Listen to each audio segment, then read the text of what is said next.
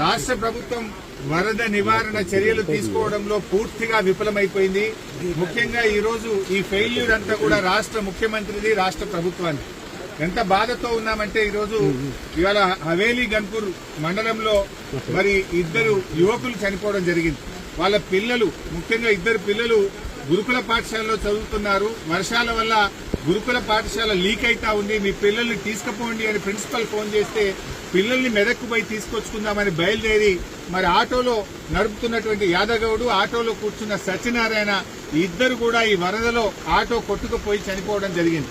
ఆ ఇద్దరు దాదాపు కొన్ని గంటల పాటు కరెంటు పోలు పట్టుకొని ప్రభుత్వం నుంచి ఏదైనా సహాయం అందుతుందా, హెలికాప్టర్ వస్తుందా, ఎన్డీఆర్ఎఫ్ బృందాలు వస్తాయని 4-5 గంటలు ఎదురు చూశారు. కరెంటు పోలు మీద నుంచి ఫోన్లు కూడా చేశారు. కానీ కలెక్టర్ గారు గాని జిల్లా యంత్రాంగం ఎవరు స్పందించలేదు.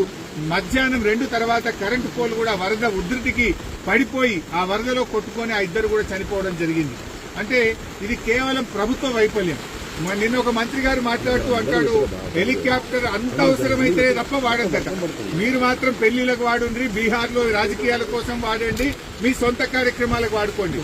ఆనాడు ఖమ్మం జిల్లాలో కూడా హెలికాప్టర్ పంపకపోతే ప్రాణాలు పోయినాయి. ఇవాళ మెదక్ జిల్లాలో కూడా సకాలంలో హెలికాప్టర్ రాక ప్రజల ప్రాణాలు పోయినాయి. అంటే ప్రభుత్వం ముందస్తు చర్యలు తీసుకోలేదు. నిజాం సాగర్ లో ఈ వరద ఉధృతిని చూసి గేట్లెత్తి ముందుగానే నిజాం సాగర్ ను ఖాళీ చేసి ఉంటే బ్యాక్ వాటర్ లో ఇంత నష్టం జరిగి ఉండేది కాదు. అటు ఇంజనీరింగ్ లోపం ఉంది, ప్రభుత్వ వైఫల్యం ఉంది. నిన్న ముఖ్యమంత్రి గారు ఇంత వరదలు వస్తుంటే వీడియో కాన్ఫరెన్స్ పెట్టి అత్యవసరంగా రివ్యూ చేయాల్సిన ముఖ్యమంత్రి ఆయన మూసీ సుందరీకరణ రివ్యూ చేస్తున్నాడు. ఇవాళ పొద్దున్న లేచి ఆటల పోటీల గురించి రివ్యూ చేస్తుంది. ఒక దిక్కు ప్రజల ప్రాణాలు పోతున్నాయి, తాగడానికి నీళ్లు లేవు. హవేలీ గన్పూర్ లో నిన్నటి నుంచి కరెంటు లేక 7-8 గ్రామాల ప్రజలు మంచినీళ్లు లేక వర్షపు నీళ్లను ప్లేట్లలో, గ్లాసులలో పట్టుకొని తాగుతున్న పరిస్థితి ఉన్నది. ఇవాళ రేపు అంటు రోగాలు ప్రబలేటువంటి అవకాశం ఉంది. వచ్చే 24 గంటలు ఇంకా పెద్ద ఎత్తున వర్షాలున్నాయని వాతావరణ శాఖ చెప్తా ఉంది. ప్రజలు ఇబ్బందుల్లో ఉన్నారు. ప్రభుత్వం ఇప్పటికైనా మేల్కొని అత్యవసర చర్యలు చేపట్టి ప్రజలను కాపాడుకోవాలి. ప్రజలకు త్రాగునీరు అందించండి, ప్రజలకు అవసరమైన ఆహార పొట్లాలను పంపించండి, హెలికాప్టర్లను అందుబాటులో పెట్టండి. ఎందుకంటే బాగా తడిచి ఉన్నది, ఇప్పటికే నీటి ప్రవాహం ఉంది.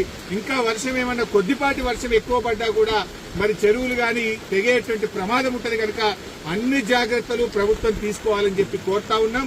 ఏదైతే పంట నష్టం జరిగిందో ఒక్కొక్క రైతుకు ఎకరానికి 25,000 రూపాయల సహాయం అందించాలని కోరుతున్నాం. చనిపోయిన ఆ 2 కుటుంబాలకు కూడా ఒక్కొక్కరికి 25 లక్షల ఆర్థిక సహాయం అందించాలని కోరుతున్నాం. ఇక్కడే పక్కనే దూప్ సింగ్ తండా ప్రజలు తండాను వదిలిపెట్టి గుట్ట మీద ఉన్నారు. రాత్రంతా కూడా